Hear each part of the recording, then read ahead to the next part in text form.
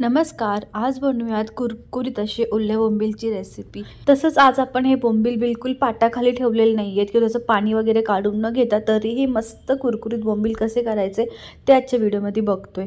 तुम्ही ते बघू शकता. वरून मस्त असे कुरकुरीत हे बोंबील झालेले आहेत आणि आतून ते छान असं लुसलुशीत हे झालेत आणि परफेक्ट असे लुसलुशीत आणि वरून मस्त कुरकुरीत बोंबील होण्यासाठी तुम्हाला हा व्हिडिओ शेवटपर्यंत नक्की पाहायचा आहे. आणि जर तुम्हाला आजची ही रेसिपी आवडली तर नक्की सबस्क्राईब करून घ्या चॅनेलला. तर इथं मी अशा पद्धतीने 1 किलो ओले बोंबील आणलेले आहेत आणि बोंबील घेताना असे पांढरे बोंबील विकत घ्या. जर का बोंबील खूप असे लाल झालेले असतील तर शक्यतो ते विकत घेऊ नका, ते शिळे असतात. आणि अशा पद्धतीने व्यवस्थित हे बोंबील स्वच्छ करून घ्यायचे.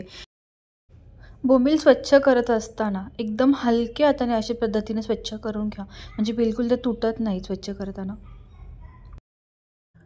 तर इथं मी सगळे बोंबील असे प्लेटमध्ये काढून घेतलेले आहेत. आता ह्यामध्ये आपण साधारण 1 लिंबाचा रस घालून घ्यायचा.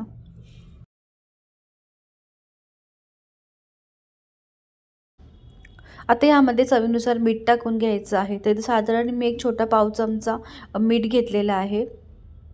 मीठ घालून घेतल्याच्या नंतर ह्यामध्ये आता आपण पाव चमचा हळद टाकून घ्यायची.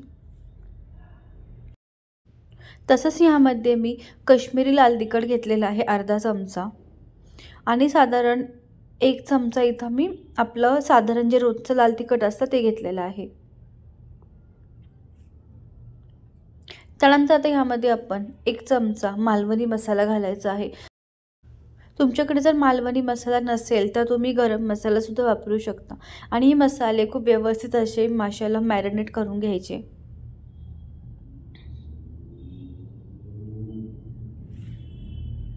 व्यवस्थित छान हा मसाला कोट करून घ्या.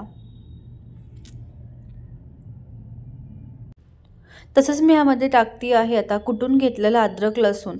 तर त्यासाठी इथं मी 3 ते 4 लसूण पाकळ्या आणि थोडंसं अद्रक कुटून घेतलेलं आहे. तुम्ही हवं तर पेस्टसुद्धा वापरू शकता अद्रक लसूणची, पण अशा पद्धतीने खूप मस्त फ्लेवर येतो बोंबीलला. तर हे सुद्धा आपण व्यवस्थित छान एकजीव करून घेऊ. आणि असं हे मॅरिनेट केलेले बोंबील आपण 10 ते 15 मिनिटांसाठी साईडला ठेवून द्यायचे आहेत. आता माशांना आपण वरून कोटिंग करणार आहोत रव्याचं. तर त्यासाठी इथं मी 1 कप असा रवा घेतलेला आहे आणि त्याचबरोबर इथं मी 1 कप असं तांदळाचं पीठ घेतलं आहे. त्यानंतर यामध्ये चिमूटभर लाल तिखट घालून घ्यायचं आणि चिमूटभर इथं मी असं मीठ वापरते आहे. तर हे सगळं मिश्रण छान असं एकजीव करून घ्यायचं आहे.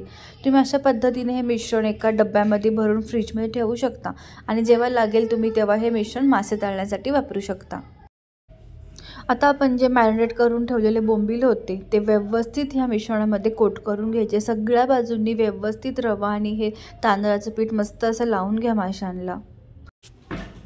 माशांना जर का आपण व्यवस्थित अशा पद्धतीने कोटिंग करून घेतलं तर ते बिलकुल तेलामध्ये चिटकत नाहीत किंवा ते सुटत नाहीत. छान ते मस्त तळले जातात. आता हे सगळे बोंबील मस्त मी असे कोट करून घेते रव्यामध्ये. इथं मी गॅसवर आधीच तव्यामध्ये तेल गरम करून घेतलेलं आहे. तेल छान कडकडीत गरम करून घ्यायचं आणि आता गॅसची फ्लेम मीडियम करून ह्यामध्ये हे बोंबील घालून घ्यायचे.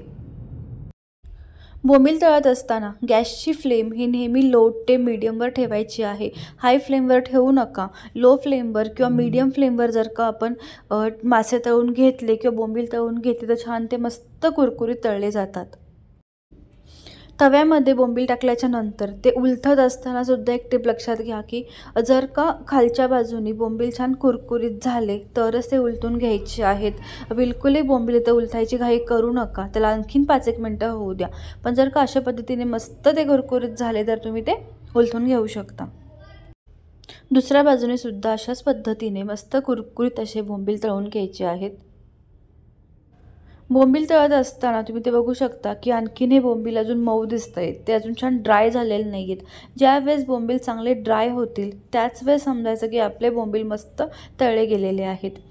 तर ते एका बाजूनी परत ते छान अगदी कुरकुरीत झालेले आहेत. आता परत हे मी उलटून घेते आणि दुसऱ्या बाजूने सुद्धा छान ते गोल्डन रंगावरती तळून घेते. मग ते बघू शकता की कडक असे बोंबील झालेले आहेत.